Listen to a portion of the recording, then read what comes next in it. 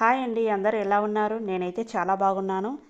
కలియుగ దేవుడైన శ్రీ వెంకటేశ్వర స్వామి పూజ విధానం అది ఉదయాన్నే చేసుకోవడం మేలా, సాయంత్రం చేసుకోవడం మేలా అని చాలామంది అడుగుతున్నారు నన్ను.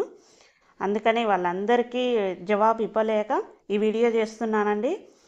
అసలు ఏ సమయంలో చేసుకోవాలో తెలుసా? 7 శనివారాల వ్రతకథ పుస్తకం గినక ఉన్నదంటే దాంట్లో అన్నీ ఉంటాయండి. లేని వాళ్ళు ఈ వీడియోని ఎక్కడే కానీ స్కిప్ చేయకోకుండా నీట్గా చూడండి. మొత్తం వివరంగా చెబుతాను. 7 శనివారముల ఉదయం పూజ నియమాలు ఇప్పుడు తెలుసుకుందామా? మొత్తం 12 పాయింట్లు ఉంటుంది.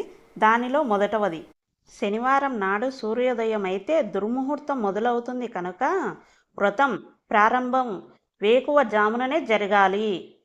అర్థమైందా అండి? రెండవది, వ్రతం నాడు శనివారం తలస్నానం అంటే తలంటూ నీళ్లు పోసుకోవడం చెయ్యాలి. మూడవది, స్నానం అయినాక తొలినాడు ఆరవేసిన బట్టలు కట్టుకోవాలి. నాలుగవది, ఉదయం పలహారాలు చేయకూడదు. ఐదవది, కలశ స్థాపన చేయవలెను. ఆరవది, 7 అగరబత్తులను వెలిగించవలెను. ఏడవది, 2 కుందులలో ఉదయాన్నే 7 ఒత్తులు వేసి దీపాలు పెట్టవలెను. ఎనిమిదవది, ఉదయం పూజలో 7 అరటి పండ్లు, మీకు నచ్చిన 7 పండ్లు, నల్ల ద్రాక్ష 7 చిమ్మిలి ఉండలు నైవేద్యంగా పెట్టాలి. 9వది, ప్రతిరోజు ఉదయం పూజలో కొబ్బరికాయ కొట్టవలెను. 10వది, ఉదయం వేళ వెంకటేశ్వరునికి పూజ చేయాలి. యథాశక్తిగా వెంకటేశ్వర సుప్రభాతం, దండకం, గోవిందనామాలు, సూత్రాలు చదవాలి. 11వది, తప్పనిసరిగా శని సూత్రం ద్వయన శ్లోకం 16 నామాలు చదవాలి.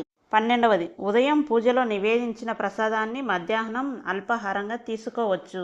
మధ్యాహ్నం భోజనము చేయరాదు. అతిథి లేదా దంపతులు వారితో పాటే మధ్యాహ్నం ప్రసాదాన్ని అల్పాహారంగా తీసుకోవచ్చు. నచ్చినట్లయితే లైక్ చేయండి.